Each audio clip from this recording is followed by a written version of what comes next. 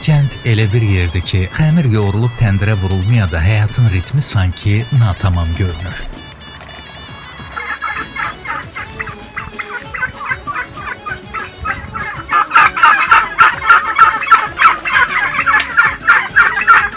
Əlbəttə, bu obada da hər evdən tanış səs, tanış qoxu duyulur.